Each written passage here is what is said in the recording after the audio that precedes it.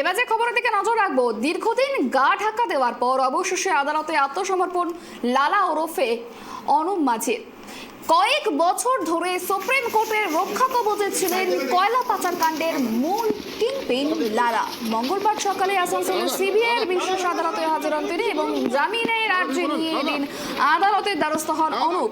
আসানসোলের বিশেষ সিবিআই আদালতে শুনানির পরে তাকে 10 লক্ষ টাকার ব্যক্তিগত বন্ডে জামিন দিয়েছে বলেই জানা গিয়েছে। লালার আইনজীবী অভিষেক মুখার্জি এই কথা জানিয়েছেন। এই বিষয় নিয়ে আমরা কথা বলবো, আমাদের সঙ্গে সরাসরি লাইভে রয়েছেন আমাদের প্রতিনিধি আকাশ।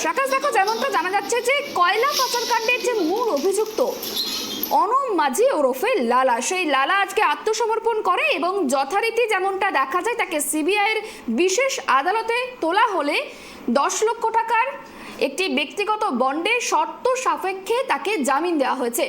বেশ কিছু শর্ত দেওয়া হয়েছে, ঠিক কি কি শর্ততে তাকে জামিন দিয়েছে আদালত জানাও আমাদের।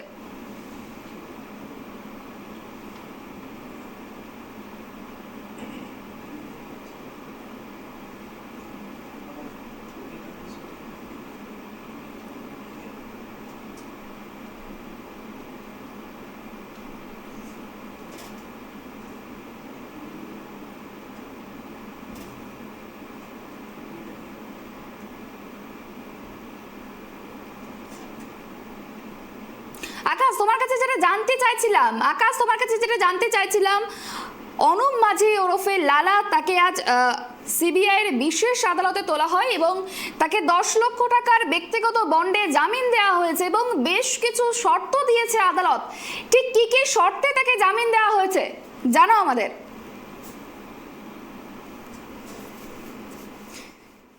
যান্ত্রিক ত্রুটির জন্য যোগাযোগ বিচ্ছিন্ন হয়ে গিয়েছে, আমরা আবারও কথা বলার চেষ্টা করব। তার আগে আবারও জানিয়ে রাখি, কয়লা পাচার কাণ্ডের মূল অভিযুক্ত তাকে জামিন দিয়েছে আদালত। বেশ কিছু শর্তে তাকে জামিন দেওয়া হয়েছে এবং 10 লক্ষ টাকার ব্যক্তিগত বন্ডে তাকে জামিন দেওয়া হয়েছে, এমনটা জানিয়েছে লালার আইনজীবী।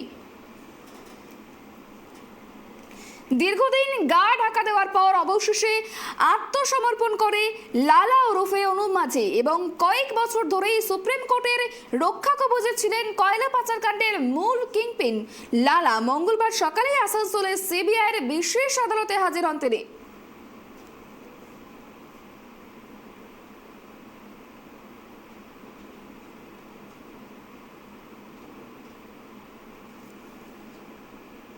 প্রশ্নটা যদি আরেকবার বলো।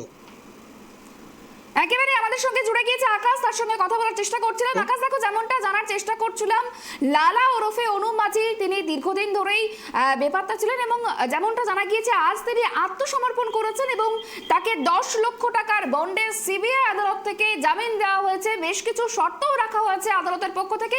ঠিক কোন কোন শর্তে তাকে জামিন দিয়েছে আদালত জানো আমাদের।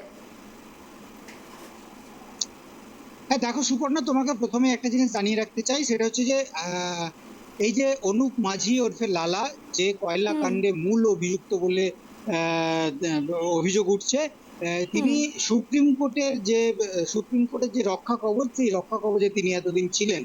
তবে আজকে যেটা হয়েছে, আজকে সকালেই সেই সুপ্রিম কোর্টের নির্দেশ অনুযায়ী আজকে আসানসোলে যে বিশেষ সিবিআই আদালত রয়েছে, সেই বিশেষ সিবিআই আদালতে তিনি আত্মসমর্পণ করেন, এমনটা জানাচ্ছেন তার আইনজীবী অভিজিৎ মুখার্জি। এবং আদালত সূত্র ও বিভিন্ন সূত্র থেকে আমরা যেটা জানতে পারছি যে এই যে অনুপ মাঝি ওরফে লালা, তাকে আজকে 10 লক্ষ টাকার বন্ড, পাশাপাশি তাকে বেশ কিছু শর্ত দেওয়া হয়েছে। সেই শর্ত সাপেক্ষে তাকে তার জামিন মঞ্জুর করেছে আসানসোলের বিশেষ সিবিআই আদালত। এবং যেটা জানা যাচ্ছে যে তিনি যে সমস্ত শর্ত দেওয়া হয়েছে তার মধ্যে রয়েছে যে তিনি নিতুড়িয়া যে থানা, অর্থাৎ তার যে গ্রামের বাড়ি, সেই গ্রামের বাড়ির বাইরে তিনি অন্যত্র কোথাও যেতে পারবেন না। এছাড়াও আরো বেশ কিছু শর্ত দেওয়া হয়েছে বলে আদালত সূত্রে আমরা জানতে পেরেছি। এবং এই সমস্ত যে শর্ত রয়েছে সেই শর্তগুলো মানতে হবে। পাশাপাশি যখন এই চার্জ গঠন হবে, এই মে মাসেই একটা চার্জ গঠন হওয়ার কথা রয়েছে, তারপর যে হিয়ারিং হবে সেখানে তাকে উপস্থিত থাকতে হবে। এই ধরনের যে শর্ত রয়েছে সেই শর্তগুলো আরোপ করা হয়েছে। পাশাপাশি 10 লক্ষ টাকার বন্ডের তাকে জামিন দেওয়া হয়েছে আসানসোল যে বিশেষ সিবিআই আদালত, সেই আদালত থেকে। এবং ইতিমধ্যে আমরা দেখেছি যে সে জামিন পাওয়ার পরে আদালত পক্ষ থেকে বেরিয়ে গেছে এবং তার আইনজীবী অভিজিৎ মুখার্জি এই সমস্ত তথ্য আমাদের জানিয়েছে। একেবারে আকাশ, আরো যে বিষয়টা তুমি জানালে যে চার্জশিট তৈরি হবে, চার্জশিটের ট্রায়াল রান তো শুরু হবে, ঠিক এক্স্যাক্ট কোন দিন থেকে শুরু হবে এই ট্রায়াল রান? দেখো, ট্রায়াল রানের নির্দিষ্ট করে ডেট না জানা গেলেও এখনো পর্যন্ত আমরা যেটা জানতে পারছি যে 20 মে চার্জশিট তৈরি হওয়ার কথা রয়েছে, অর্থাৎ চার্জ গঠন হওয়ার কথা রয়েছে, এমনটা জানা যাচ্ছে। দেখো, এই যে কয়লা মামলা অর্থাৎ কয়লা পাচার কাণ্ড, এই কাণ্ডে এটা কিন্তু দীর্ঘদিনের পুরনো, অর্থাৎ 2020-তে এই মামলার প্রথম সামনে আসে এবং তখন সিবিআই এই মামলার তদন্ত শুরু করে এবং সিবিআই এই মামলার তদন্ত শুরু করে এই ঘটনায় কিন্তু বেশ কয়েকজন ইসিএল এর যারা আধিকারিক রয়েছেন, যারা প্রাক্তন এবং যারা বর্তমান, বেশ কয়েকজন ইসিএল এর আধিকারিক এবং নিরাপত্তার দায়িত্বে যারা থাকে, সিআইএসএফ বা সেন্ট্রাল ফোর্সের আধিকারিক, তাদেরকেও দেখা গেছে যে বিভিন্ন সময় সিবিআই তদন্তের স্বার্থে তাদেরকে গ্রেপ্তার করেছে এবং এই আসানসোলের যে বিশেষ সিবিআই আদালত, সেখানে তাদেরকে হাজির করানো হয়েছে। 2020-তে এই মামলা শুরু হয়েছিল। তারপর যে মূল অভিযুক্ত অনুপ মাঝি, যেটা আদালত সূত্র থেকে জানা গেছে যে তিনি সুপ্রিম কোর্টের যে রক্ষা কবচ, সেই রক্ষা কবচে ছিলেন এবং সুপ্রিম কোর্টের বেশ একটি বিষয় জানার চেষ্টা করব। সোমবার অর্থাৎ আগামীকালই কিন্তু লোকসভা নির্বাচন শেষ হয়েছে আসানসোলে, সেক্ষেত্রে মঙ্গলবার অর্থাৎ আজই কেন আত্মসমর্পণ করলেন লালা? দেখো, লালার আইনজীবী যেটা জানাচ্ছেন যে যেহেতু আসানসোলের ভোট কালকে মিটে গেছে এবং এরপরে যে পঞ্চম দফার ভোট, সেই পঞ্চম দফার ভোট রয়েছে পুরুলিয়া এলাকায় এবং এই যে লালা অনুপ মাঝি, তার বাড়ি পুরুলিয়া জেলাতেই পড়ছে এবং পুরুলিয়া জেলার নিতুড়িয়া থানার অন্তর্গত তার বাড়ি এবং তারপর পঞ্চম দফার ভোট রয়েছে পুরুলিয়া এলাকায়। তবে তার আগে আইনজীবী যেটা জানাচ্ছেন যে সুপ্রিম কোর্টের যে নির্দেশ ছিল, সেই নির্দেশ মোতাবেক আজকে তারা এই আসানসোলের যে বিশেষ সিবিআই আদালত, সেখানে তারা জামিনের জন্য আসেন, সেখানে তারা আত্মসমর্পণের জন্য আসেন এবং শেষ পর্যন্ত বিচারক সমস্ত যে শুনানি, সেই শুনানি শোনার পরে তার জামিন মঞ্জুর করেছে শর্ত সাপেক্ষে।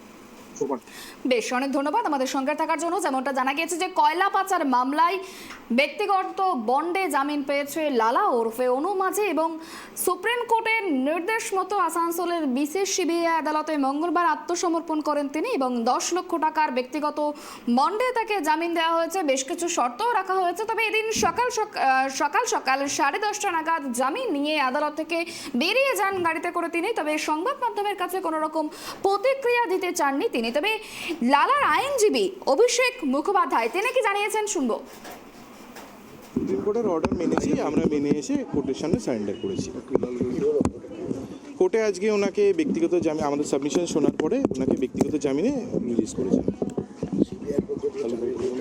হ্যাঁ, করা হয়েছিল। ওনাকে শর্ত দেওয়া হয়েছে যে উনি ওনার গ্রামের বাড়ির অ্যাড্রেস ছেড়ে বেরোবেন না।